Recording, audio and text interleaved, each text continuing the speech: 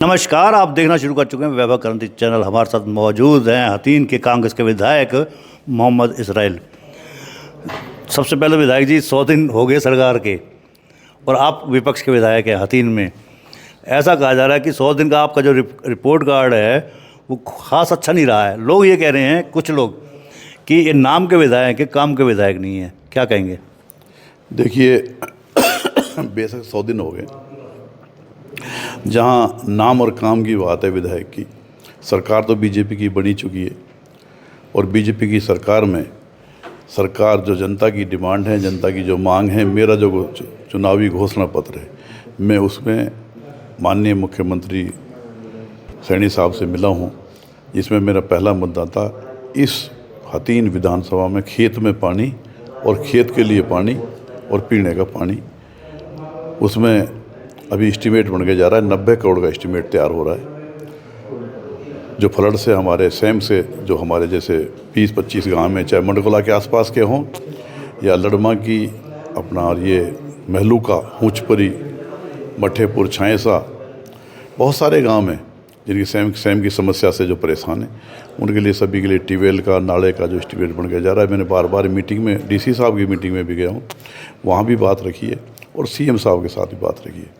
पीने के पानी की जहाँ समस्या थी, उटावड़ में लगभग 4 से लेकर 5 लाख तक का पर डे का पानी लोग बाग टैंकरों से पी रहे थे।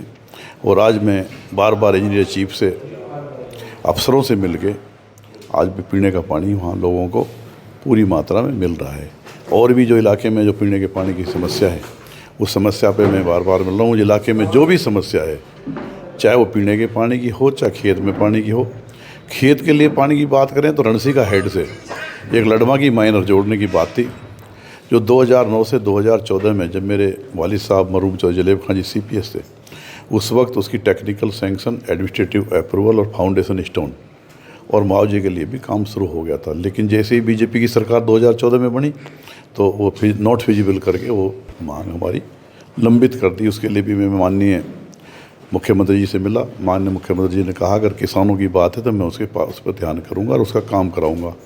वो काम भी लगभग पाइपलाइन में है। भंगूरी रजवाई की बात करें तो भंगूरी रजवाई की समस्या काफ़ी लंबी पुरानी समस्या है, लोग बड़े त्रस्त हैं किसान।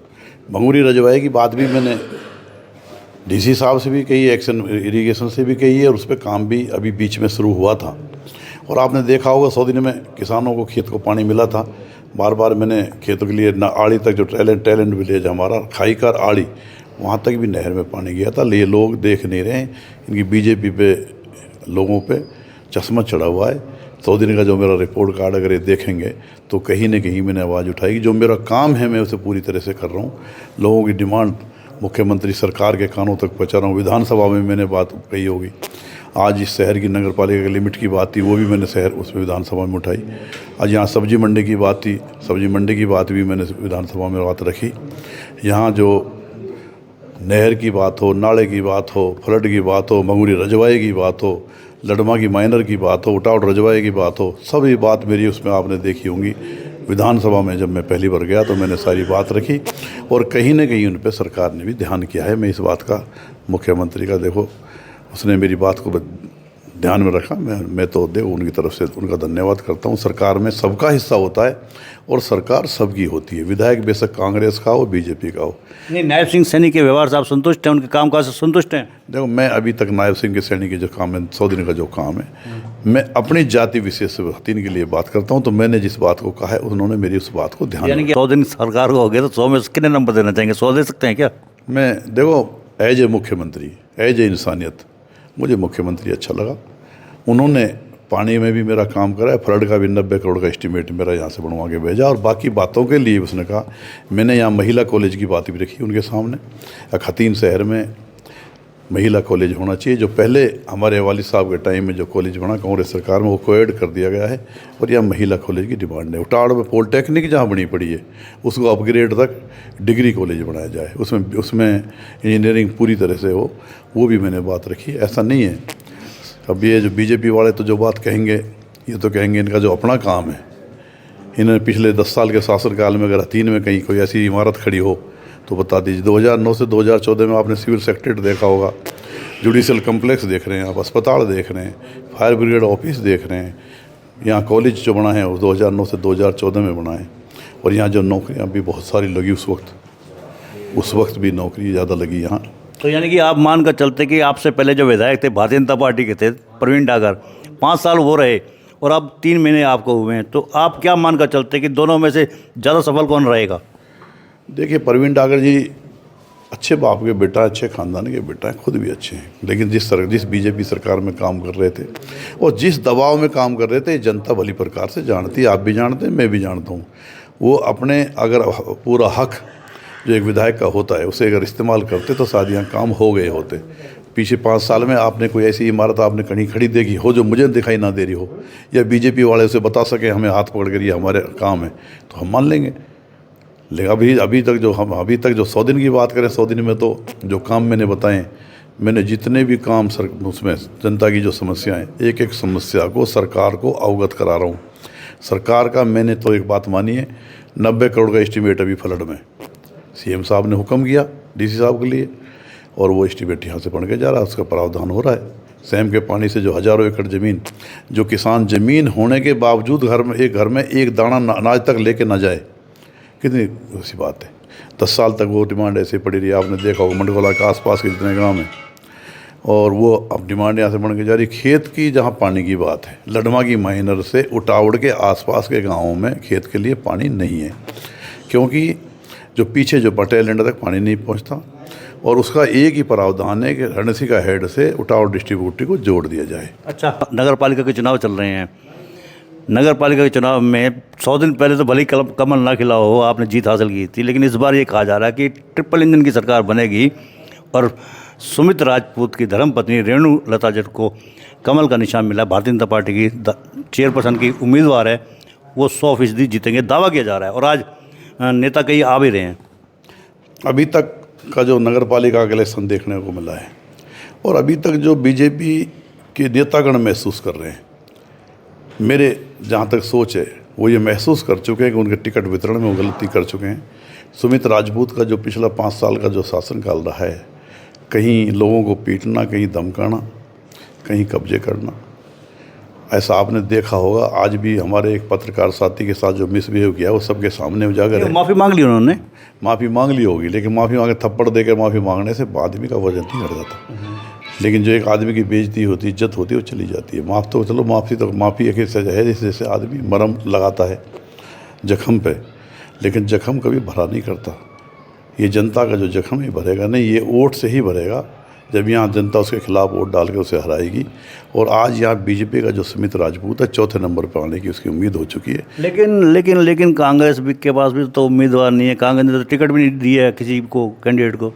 ऐसा तो बीजेपी ने भी तावड़ू में ऐसी 9 नगर पालिका है जहाँ टिकट नहीं दिया है। मैं हतीन की बात कर रहा हूँ ना, हतीन के विधायक। हतीन की बात, हतीन में हमारा बड़ा खुला कैंडिडेट है, नकुल की जो मीनू राघव जी उनकी धर्मपत्नी है, चौधरी मंगल सिंह हमारे भूतपूर्व चेयरमैन रहे हैं, उनकी पुत्रवधू है। तो हमारी तरफ से वो पार्टी की तरफ से वो कैंडिडेट है, सारी पार्टीज़ के साथ है, और हमारा एक एक कार्यकर्ता उसके साथ लगा हुआ है। इसकी सिलेक्शन में ये माहौल भी देखने को मिल रहा है, वो बहुत अच्छी वोटों से 500 से ज़्यादा वोट से यहाँ से जीत कर निकलेगा, चेयरमैन बनेगा। मीनू राघव जी यहाँ चेयरमैन बनेंगी, और जिस तरह का जो पीछे का रवैया रहा है चेयरमैन का, किसी लोगों को धमकाना, आज तक आप वार्ड नंबर 14 और वार्ड नंबर 11 को, और कितने सारे लोगों को ये कहकर भगा दिया कि आप लिमिट से बाहर के लोग हैं, आप सरकार की सुविधा से वंचित रहोगे। और बहुत सारे लोगों को आपने पिटता भी देखा होगा, और बहुत लोगों को धमकाते देखा होगा। वोट धमकाने से नहीं मिला करती, वोट हाथ जोड़कर मांगने से मिला करती है। और जो बीजेपी का जो रवैया है, इधर इस तरह के धमकाना, इस तरह के मारपीट करना, पत्रकारों के साथ छेड़खानी करना, उनका मिसबिहेव करना, आपको सबको देखने को मिल रहा है। जनता जो हतीन की बड़ी जागरूक है, एक एक बात को ये जीते, बीजेपी को यहाँ से 100% हरा के भेजेगी, और नंबर 4 पे 4 कैंडिडेट नंबर 4 पे करके भेजेगी। कितना मलाल है आपको कांग्रेस की सरकार नहीं बनी? आप लोग दावे कर रहे थे कांग्रेस की सरकार बनेगी, 5 अक्टूबर को मतदान था, 8 अक्टूबर को मतगणना थी, 6 अक्टूबर को मंत्रिमंडल की लिस्ट भी तैयार हो रही थी दीपेंद्र हुड्डा के ऑफिस में, ऐसा कहा जा रहा है निवास पे। कितना मलाल है आप लोगों को कांग्रेस की सरकार नहीं बनी? वजह क्या रही है? गुटबाजी का शिकार रही है? देखो, सरकार नहीं बनी, लोगों की एक उम्मीद थी हरियाणा में कांग्रेस की सरकार बने, चौधरी भूपेंद्र सिंह हुड्डा मुख्यमंत्री बने। सब ऊपर वाले से एक उम्मीद थी कि ऐसा होगा, लेकिन ये ऊपर वाले के फैसले हैं। उन्होंने सरकार नहीं बने, उन्होंने जो फैसला किया बेहतर होता है। मैंने तो सिर्फ अपनी बात सोची थी। मेरे वालिद साहब यहाँ मरहूम चौधरी जलील खां जी विधायक रहे, और मैं एक बात में मगन था कि मैं उनकी तरह मैं विधायक बन जाऊँ और लोगों के लिए काम करूँ। सरकार की जब मैंने देखा कि सरकार नहीं बनी, जब अपना रिजल्ट देख रहा था मैं, और बीच 11 बजे जब मैंने देखा सरकार पीछे है, कांग्रेस के पीछे चल रही है, तो मुझे दुख हुआ। नेचुरल सी बात है, जब हमारी सरकार नहीं हुई दुख तो होने की बात है। लेकिन अब जब सरकार ऊपर वाले ने बीजेपी की बना दी, तो हमारा काम है लोगों की आवाज़ को बीजेपी मुख्यमंत्री के कानों तक पहुँचाना और विधानसभा में रखना। काम भी होंगे और सर काम भी कराएंगे। अभी 100 दिन में इतना हमने काम कर दिया। इस बार आपने देखा वो खेतों के लिए पानी मिला है।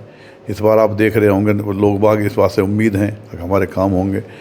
अब हम लोगों की आवाज़ पूरी अपनी ताकत के साथ उठाएंगे, पूरी रखेंगे और उम्मीद करते हैं काम भी कराएंगे। अच्छा, इसका मतलब ये है कि जैसे कह रहे हैं ना ईवीएम की सरकार है, आपके नेता लोग कह रहे हैं, करण सिंह दलाल कह रहे हैं या उदयवान जी कह रहे हैं, जो इसी ज़िले से हारे थे चुनाव, पलवल से करण सिंह दलाल और होडल से उदयवान जी, उनका कहना साफ तौर पर कि ये ईवीएम की सरकार है, ईवीएम की वजह से जीत गए हैं।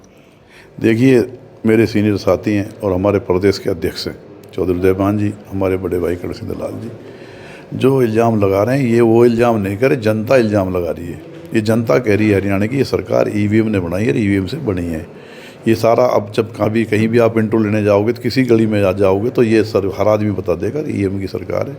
वो जो कह रहे हैं बिल्कुल दुरुस्त कह रहे हैं, सही कह रहे हैं। अच्छा, आखिरी सवाल ये है कि चुनावी घोषणा पत्र हर डिस्ट्रिक्ट वाइज, हर क्षेत्र वाइज आपकी पार्टी कर रही है।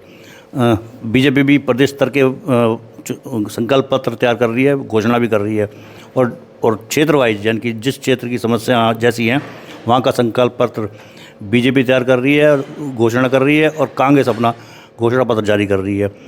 काफ़ी समानताएं हैं दोनों पार्टियों में। कई मुद्दे तो ऐसे हैं वो दोनों मेल खाते हैं, 15 के करीब ऐसे हैं जो संकल्प हैं दोनों के एक जैसे हैं। देखिए, बीजेपी और कांग्रेस दोनों एक तरह के संकल्प हैं, लेकिन मैं एक विधानसभा से हतीन विधानसभा से आता हूँ, और हतीन विधानसभा में जो कठिनाई है, जो परेशानी है, जो मेरे चुनावी घोषणा पत्र है, जो संकल्प थे, मैं उस पर काम करने की पूरी कोशिश कर रहा हूँ। मैं तो अपने संकल्प को ध्यान में रख करके बाकी जो मेरे 5.5 साल बचे उस पर ध्यान, मेरा पूरा ध्यान है। पूरे मैं आश्वस्त भी हूँ अगर मैं उन सारे जो मेरा जो घोषणा पत्र था उस पर मैं पूरा काम करूँगा और करा के भी दूँगा लोगों को। विधायक जी, आप तो जीत का दावा कर रहे हैं कि हमारा कैंडिडेट जीतेगा, लेकिन भारतीय जनता पार्टी दिन प्रतिदिन मजबूत होती जा रही है। के सिंह रावत जो भारतीय जनता पार्टी से बागी होकर आपके खिलाफ चुनाव लड़े थे, और रविंद्र सहरावत वो भी भारतीय जनता पार्टी में ही हैं। इसका मतलब है कि पार्टी मजबूत हो रही है और आपका डट के मुकाबला करेंगे और कमल खिला करेंगे, ये दावा किया उन्होंने। देखिए, कमल तो यहाँ खिलेगा नहीं हतीन में। हतीन की जो जनता है, उनका जो कैंडिडेट है कमल वालों का, जो कमल का निशान जिसके पास है, वो कैंडिडेट का जो कैंडिडेचर है वो डरावना धमकाना इस तरह का है। लेकिन जहाँ रविंद्र सहरावत की बात हो और भाई केर सिंह की बात हो, उन्होंने पार्टी ज्वाइन की है तो अपना भविष्य देख के करी होगी, और अगर पार्टी ज्वाइन करी है उनका इस बात में विश्वास। अब सरकार जब बन गई 5 साल के लिए, उन्होंने अपना काम भी हैं, लोगों के परेशानी भी हैं, अपनी समस्या भी हैं, उन्हें देख करके करी होगी। उसका पार्टी का आंतरिक मामला मेरा इससे विरोध नहीं, लेकिन जब उन्होंने करी है तो मैं उनका फैसला ठीक नहीं बता कि बीजेपी का भविष्य अच्छा नहीं है।